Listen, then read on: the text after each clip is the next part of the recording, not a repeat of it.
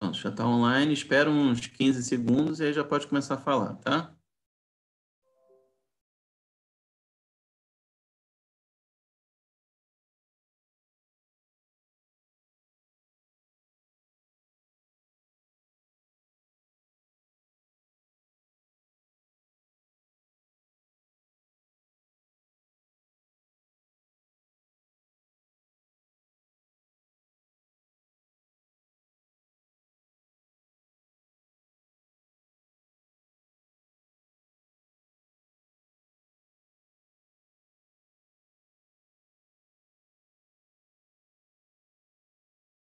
Som testando. Bom, boa noite, pessoal. É com bastante alegria, né, que nós damos sequência aqui no Templo Espiritualista Online. E hoje nós iremos falar aqui, hoje, dia 20 de março do ano de 2020, iremos falar sobre os corpos sutis, mais especificamente, eu vou explorar mais o corpo astral e o corpo mental inferior, né? Agradecimentos aí ao Hugo Lapa e à Camila, que têm nos dado a oportunidade aí de divulgar este assunto, né, tão importante, que é a apometria e as personalidades psíquicas, cujo tema hoje é corpo astral e corpo mental inferior. Bom, boa noite a todos que estão chegando aí, que todos nós possamos compreender tudo que aqui for falado, né? E sabendo que temos aí os 7 corpos: o Atma, o búdico, mental superior, mental inferior, corpo astral, o duplo etérico e o físico. Estes elementos, então, constituem uma hierarquia emaranhada, interativa. E lembrando que os corpos que nós mais trabalhamos na apometria, com a cromoterapia mental, geralmente com a cor que o irradiador mais gostar, tem sido aí o amarelo-limão, né? Dissolvendo todo o miasma que fica impregnado nesses corpos sutis. Os corpos que nós mais trabalhamos são os 3, o mental superior, o mental inferior e o corpo astral. Correto? Muito bem, esses corpos, mais especificamente esses 3 que eu estou falando aqui, o mental superior, inferior e o corpo astral, eles se desdobram, cada corpo, né, em 7 níveis. E cada nível dissocia-se em 7 subníveis, dando aí um total, então, de 49 subníveis do mental superior, 49 subníveis do mental inferior e 49 níveis ou subníveis, né, do corpo astral. Então, cada corpo se desdobra em 7 níveis, e cada nível se dissocia em 7 subníveis. Pois bem, os veículos de manifestação do espírito. O espírito, gente, se utiliza de vários e diferentes corpos para manifestar-se nos diferentes planos dimensionais. Desde os tempos mais recuados, o homem já esposava a ideia da existência de outras vestimentas da alma, como podemos concluir com o estudo das civilizações egípcia, chinesa, indiana, dentre outras. E no decorrer dos séculos, surgiram várias escolas filosóficas e religiosas, muitas delas tratando abertamente não somente a vida em outro domínio dimensional, como também dos corpos que o espírito usava nestas dimensões. Os teosofistas, por exemplo, aceitam a existência de diferentes corpos, utilizados pelos espíritos, né, até alcançarem a plenitude evolutiva. Os Rosacruzes também propõem a existência de outros corpos, além do corpo físico, que é o que nós mais conhecemos. Eles utilizam, eles propõem a existência do corpo vital, né, que é o duplo etérico, o corpo dos desejos, que é o corpo astral, e o corpo mental, seria aqui no caso mental inferior. Já os hindus aceitam 5 envoltórios do espírito: o somático, que é o corpo físico, o duplo etérico, o astral, o mental inferior e o mental superior. Allan Kardec obteve a seguinte resposta dos espíritos sobre a existência de algum corpo ou vestimenta para o espírito. Diz lá que o espírito está revestido de uma substância vaporosa. Kardec chamou-a de perispírito. André Luiz também, no livro Evolução em Dois Mundos, afirma a existência do corpo mental, que seria o envoltório sutil da mente e tendo responsabilidade na formação do corpo astral. E, há alguns anos atrás, 20 anos ou mais, trabalho dos russos descobriram a existência de um corpo bioplasmático, definido como matriz invisível, que organiza os seres vivos e mantém o intercâmbio vital das células, sendo, portanto, uma espécie de campo estruturador das formas. As descrições deste veículo consciencial mostram que ele coincide com o corpo duplo etérico. Então, após aí mais de 20 anos de pesquisas, né, surge a projeciologia, que trata de estudo das experiências fora do corpo físico. Segundo Valdo Vieira, seu introdutor, né, ela será uma prática comum nas gerações futuras.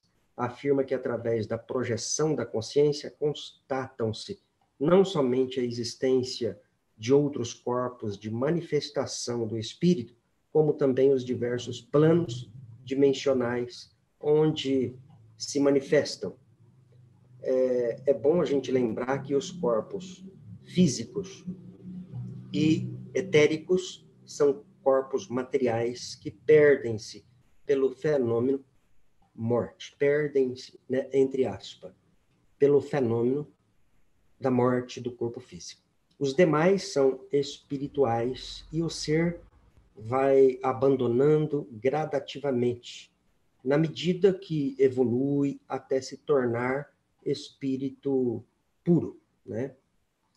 Pois bem, o espírito então gera impulsos que os corpos decodificam e transformam em ondas de possibilidades que as personalidades captam e traduzem em expressões de consciência.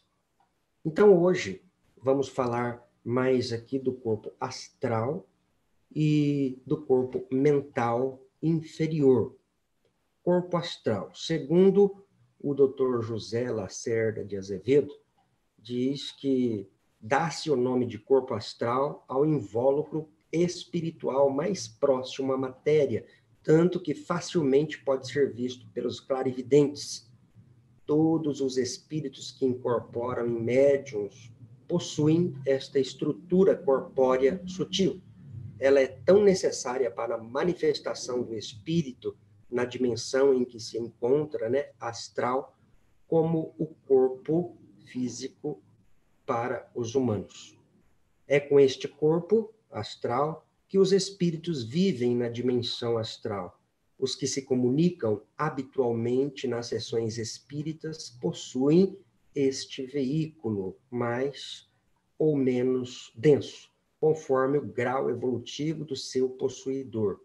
Aqueles que já não o possuem, porque mais evoluídos, né, comunicam-se com os médiuns sem incorporação, através da sintonia. Então, a gente percebe que o espírito mais evoluído, que já não tem o corpo astral, algumas vezes o médium relata que ele chega e coloca a mão, né, no frontal do médium, e este vai repetindo as mensagens que aquela entidade, aquela presença, aquele espírito mais evoluído quer passar para o grupo, quer passar para as pessoas.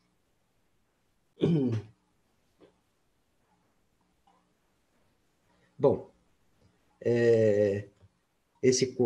voltando a falar do corpo astral, é imaterial e de natureza magnética, não tem constituição fluídica com o duplo etérico, não se condensa e tampouco forma objetos materializados, pois de natureza completamente diversa da matéria. No entanto, pode ser modelado pela ação da força mental com relativa facilidade. Isso diz, então, o Dr. José Lacerda de Azevedo, no livro Espírito, Matéria, Novos Horizontes para a Medicina. Sérgio Alberto Cunha Vencio, né, no Manual Prático de Apometria, diz assim, tem a forma humana, né, invólucro espiritual mais próximo da matéria, que pode ser visto pelos médiuns clarividentes. Esta estrutura corpórea sutil, todos os espíritos as possuem. Assim como o corpo para os humanos é tão necessário, para os espíritos é também necessária para a sua manifestação na dimensão em que se encontram no astral. O corpo astral não possui a mesma densidade em todas as criaturas humanas. A sua forma pode ser modificada pela vontade ou pela ação de energias negativas autoinduzidas. A maioria das manifestações mediúnicas, gente, ditas de incorporação, né, processa-se através do corpo astral, o qual é dotado de emoções, sensações, desejos, etc. Em maior ou menor grau, em função da evolução espiritual. O corpo astral sofre moléstias e deformações decorrentes de viciações, sexo desregrado, prática persistente do mal e outras ações pecaminosas. Separa-se facilmente durante o sono natural ou induzido, pela ação de traumatismos ou fortes comoções, bem como pela vontade da mente. Todos os espíritos, todos, que incorporam em médiuns, possuem essa estrutura corpórea sutil, necessária à sua manifestação no mundo astral. Já os espíritos que não possuem este corpo em virtude de sua evolução, comunicam-se com médiuns via intuição mental. Então, vocês estão vendo aí vários autores, né, falando a mesma coisa com palavras diferentes. Sérgio Alberto Cunha Vencio, como nós estamos falando aqui, no Manual Prático de Apometria, Educandário Social, Lar de Frei Luís, no Rio de Janeiro, né, página 30 e 31. Ele fala esse assunto. O corpo astral pode desencaixar ou desdobrar do físico por anestesia, coma alcoólico, droga, choque emotivo ou desdobramento apométrico, da mesma forma que o corpo duplo etérico.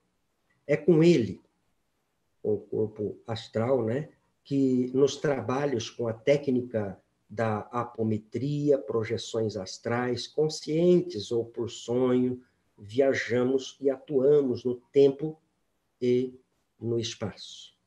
Pois bem, aí nós vamos ver outro autor também aqui, que é o João Pedro Faria Rodrigues. Ele diz que o corpo astral é o veículo intermediário de manifestação e de evolução para os espíritos que estão desencarnados, né? Quando se fala espírito, já se entende que é desencarnados, né? Sendo constituído com as energias do astro no qual habitam. Nos processos de reencarne, este corpo é o modelador do corpo físico, o qual subordina ao seu campo de ação através das linhas de forma que irradia e que ainda não pode ou não podem, né, ser detectadas pelo instrumental tecnológico de que dispomos. É um veículo muito sensível à drenagem ou absorção das energias deletérias provenientes da ação da mente que o comanda. Está também sujeito à degradação e à deformação pela ação das forças do planeta no qual estagia. A sua organização molecular e a sua estabilidade funcional dependem do grau de evolução espiritual que já atingiu o seu habitante. Assim como pode se desorganizar facilmente, gente, também pode se reorganizar mais rapidamente do que o corpo físico em função da sua baixa densidade. O nosso equilíbrio emocional, regido pelo padrão de sentimentos que alimentamos, é fator determinante no equilíbrio das forças deste corpo. A doença no corpo astral surge rapidamente, sempre em decorrência dos desequilíbrios mentais e dos desajustes emocionais. A sua organização energética, muito sutil, torna-o extremamente sensível às ondas do pensamento do seu habitante e daqueles com quem se ajusta de forma consciente ou de forma inconsciente. No caso dos encarnados, as disfunções no corpo físico surgem após vencerem uma barreira energética formada pelo corpo duplo etérico. Por esse motivo, nem sempre são acusadas pelo corpo físico, mesmo já sendo percebido intuitivamente pelo doente, o que vem a explicar por que muitas vezes queixamos-nos de dores que sinalizam o início de um processo desarmônico ainda não identificado por exames clínicos. Então, esta informação é extraída de João Pedro Farias Rodrigues, Introdução aos Fundamentos da Apometria, né? Pois bem, há outro autor também que fala sobre o corpo astral, é o Norberto Peixoto. Ele fala que o corpo astral interpenetra os corpos físico e etéreo, ultrapassando o limite deles. Seu formato lembra um ovo. A energia gerada pelos sentimentos de ódio, vingança, maledicência, egoísmo e outros mais grosseiros se instala na parte inferior desse corpo, afinando a parte de cima. Ao contrário, os sentimentos de amor, devoção, de amor, devoção, harmonia ou caridade, por exemplo, depositam-se na parte superior, deixando mais pontuda a parte de baixo. Por isso, quando os clarividentes veem o corpo astral de uma pessoa com a parte de cima mais fina, sabe-se que são os sentimentos mais grosseiros que estão ali predominando.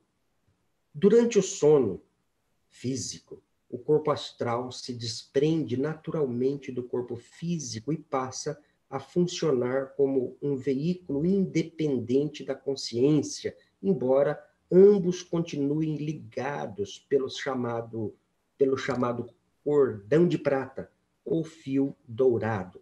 Entramos no mundo dos sonhos, no qual fazemos como eu posso dizer, a nossa viagem astral. Após a morte do físico, a vida continua no corpo astral e, como a natureza não dá saltos, vamos para este mundo levando na bagagem todas as nossas virtudes e todos os nossos defeitos, vivenciando as emoções com mais ou com muito mais intensidade, porque não temos o cérebro físico para amortecer as vibrações vindas do astral, entende? Exemplo disso é uma pessoa que faleceu com um determinado vício e no plano astral fica com os desejos muito mais intensos da substância que causou o vício. As principais funções do corpo astral são transformar as vibrações do plano físico em sensações, ser o corpo onde residem os sentimentos, ser a morada da consciência durante o sono físico, armazenar as experiências astrais e transmiti-las ao corpo causal.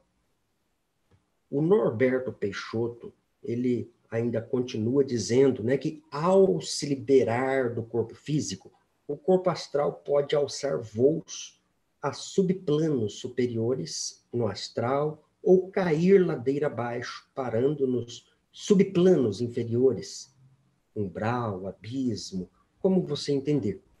Por isso a transformação interna quando estamos encarnados, quando conseguimos dominar e controlar certas emoções ou sentimentos mesquinhos, exercitar o amor, a compaixão, a alegria e outras virtudes, estamos, na realidade, preenchendo o nosso corpo astral de energias sublimes, bem mais perto do Pai. Então, quem diz isso é o Norberto Peixoto, apometria, os orixás e as linhas de Umbanda. Muito bem. Agora vamos falar do corpo mental inferior, mental concreto. Voltando com o nosso irmão Sérgio Alberto Cunha Vencio, no Manual Prático de Apometria, diz lá que é o campo do raciocínio, o corpo mental inferior, é o campo do raciocínio elaborado e dele brotam os poderes da mente, os fenômenos da cognição, memória e de avaliação de nossos atos, pois que é sede da consciência ativa manifestada. Enquanto do corpo astral fluem as sensibilidades físicas e as emoções, o veículo mental pode ser considerado fonte da intelectualidade. É importante veículo de ligação e harmonização do binômio razão-emoção. É o corpo que engloba as percepções simples através dos 5 sentidos comuns, avaliando o mundo através do peso, cheiro, cor, tamanho, gosto, som, etc. Então, são as personalidades impulsionadas pelos atributos que revela esse corpo mental inferior que se apegam aos vícios, aos prazeres mundanos. É o repositório do cognitivo, é o primeiro grande banco de dados onde a mente física busca as informações que precisa. Seu raciocínio é seletivo. O corpo mental inferior, continuando com o Sérgio Alberto Cunha Vencio, né, no Manual Prático de Apometria, diz: está mais relacionado com o ego inferior ou personalidade encarnada. Este corpo, quando em desequilíbrio, gera sérias dificuldades comportamentais, tais como comodismo, busca desenfreada de prazeres mundanos, vícios, dentre outros. Normalmente sua forma é ovalada, mas pode ocorrer em raros casos uma forma triangular ou retangular.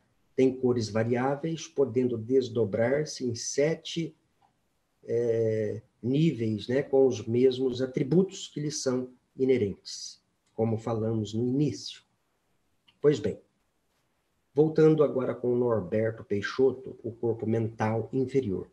Ele tem o formato de um ovoide e, quando mais evoluído o homem, maior o seu corpo mental. Assim como ocorre com o corpo astral, o corpo mental abriga pensamentos mais elevados na parte superior do corpo e, na parte inferior, né, os pensamentos mais grosseiros, como egoísmo e ódio, entre outros. Como todo sentimento é acompanhado por um pensamento, as vibrações astromentais dão ao corpo mental o mesmo aspecto de ovoide do corpo astral, sendo o corpo mental maior que o corpo astral. Pensamentos repetitivos de preocupações, ressentimentos e mortificações resultam em regiões estagnadas do corpo mental, formando áreas de verdadeiras feridas mentais e dificultando a circulação de energia. Pessoas dotadas, por exemplo, de tais pensamentos ficam prisioneiras das próprias ruminações mentais, resultando em muitas doenças psicossomáticas, além de serem campos férteis para atrações de entidades astrais, culminando em processos obsessivos, vampirismo, por exemplo. O pensamento tem força, podendo chegar a grandes distâncias ou criar uma atmosfera psíquica capaz de influir no corpo mental de pessoas suscetíveis e também ambientes. Quanto mais nítido, forte e constante o pensamento, maior seu poder de transmissão, e quanto mais elevado, maiores a frequência e a distância atingida. Por isso, a grande responsabilidade pelo que pensamos, pois poderá acrescentar energias salutares ao nosso corpo mental e, pelo seu poder, influenciar beneficamente tanto o ambiente que estamos como as pessoas, ou então disseminar o ódio, rancor e destruição. As principais, segundo Norberto Peixoto diz, né, que as principais funções do corpo mental inferior são formar os pensamentos concretos, repassar as informações dos pensamentos concretos criados para o corpo físico através dos sistemas nervosos central e periférico, agregar forma às percepções, agregar forma às percepções provindas dos sentidos, sediar a memória e a imaginação, ser veículo da consciência no plano mental, ser um acumulador de experiências e responsável por transmiti-las ao corpo mental superior.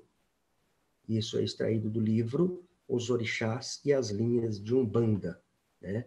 Bom, então vocês veem que as coisas vão tomando um novo rumo mediante o esforço no estudo, né? Pois o próprio Dr. José Lacerda de Azevedo, enquanto o livro dele estava sendo editado, inclusive esse texto é extraído da orelha da capa do livro Espírito Matéria, né? Do Dr. José Lacerda de Azevedo, que ele diz o seguinte, ó: tão rápida é a progressão de nossas pesquisas que boa parte de Espírito Matéria, o livro, né, Novos Horizontes para a Medicina, já está ultrapassada. Enquanto o livro ia sendo escrito, década de 90, outras hipóteses se confirmaram, transformando-se em leis. Nesse trabalho de amor, o conhecimento nos tem chegado de modo inesperado, natural e, por vezes, assombroso. Bom, conclusão, gente. A apometria está em constante evolução, trazendo propostas diferenciadas de tratamento. Existem inúmeros filamentos que se desdobram dentro da apometria, formando inúmeros tratamentos, propostas terapêuticas e inúmeras formas de aprendizagens e leituras de uma mesma técnica, a apometria, sendo um campo amplo de estudos e aplicação. Então, quem escreveu esse texto é a minha esposa Ana Maria Santana, que eu achei fantástico porque ressalta que a apometria está em constante evolução. Bom, então eu vou encerrando o programa de hoje dizendo aqui uma mensagem do caboclo Águia Branca, que foi recebida no dia 16 de março, né, desse mês do ano de 2020. Mediante a situação que nós estamos passando, né, do vírus, então tem uma mensagem que serve de alerta para a gente. Esse momento que a humanidade está vivendo agora pode ser encarado tanto como um portal quanto como um buraco. A decisão de cair no buraco ou atravessar o portal cabem a vocês. Se ficarem apenas lamentando o problema, consumindo as notícias 24 horas por dia, com a energia baixa, nervosos o tempo todo, com pessimismo, irão cair aonde? No buraco. Mas se aproveitarem essa oportunidade para olharem para si, repensarem a vida e a morte, cuidando de si e dos outros, aí estarão atravessando o portal. Cuidem da casa de vocês, cuidem do corpo de vocês, se conectem. Ele pede para a gente se conectar ao corpo mediúnico da casa espiritual de vocês. Se conectem à egrégora da casa espiritual de vocês. Corpo, casa, corpo mediúnico, casa espiritual, tudo isso é sinônimo, quer dizer a mesma coisa. Quando você está cuidando de um, está cuidando de todo o resto. Não percam a dimensão espiritual dessa crise. Tenham o olhar da águia, que lá de cima vê o todo, enxerga de forma mais ampla. Existe uma demanda social nessa crise, mas existe também a demanda espiritual. As duas, gente, andam de mãos dadas. Sem a dimensão social, caímos no fanatismo. Mas sem a dimensão espiritual, caímos no pessimismo e na falta de sentido. Vocês foram preparados para atravessar essa crise. Peguem a caixa de ferramenta de vocês e usem todas as ferramentas que vocês têm ao seu dispor. Aprendam sobre resistência com os povos indígenas e africanos. Nós sempre fomos e continuamos sendo exterminados, mas nem por isso paramos de cantar, dançar, fazer fogueira e festa. Não se sintam culpados por estarem alegres durante esse período difícil. Vocês não ajudam em nada ficando tristes e sem energia. Vocês ajudam se emanarem coisas boas para o universo agora. É através da alegria que se resiste. Além disso, quando a tempestade passar, vocês serão muito importantes na reconstrução desse novo mundo. Vocês precisam estar bem e fortes. E para isso, não há outro jeito senão se manter uma vibração bonita, alegre e luminosa. Isso não tem nada a ver com alienação. Isso é estratégia de resistência. No xamanismo, existe um rito de passagem chamado busca da visão. Você fica alguns dias sozinhos na floresta, sem água, sem comida, sem proteção. Quando você atravessa esse portal, você adquire uma visão nova do mundo. Por ter o quê? Por ter enfrentado seus medos, por ter enfrentado suas dificuldades. É o que está sendo solicitado a vocês, que aproveitem esse tempo para realizarem os seus rituais de busca da visão. Que mundo vocês querem construir para vocês? Por ora, é o que vocês podem fazer. Serenidade na tempestade. Se acalmem e rezem. Todos os dias, estabeleçam uma rotina de encontro com o sagrado todos os dias. Emanem coisas boas. O que vocês emanam agora é o mais importante. E cantem, dancem, resistam através da arte, da alegria, da fé e do amor. Então, eu vou ficando por aqui agora. Um grande abraço em todos vocês e muita paz e muita luz.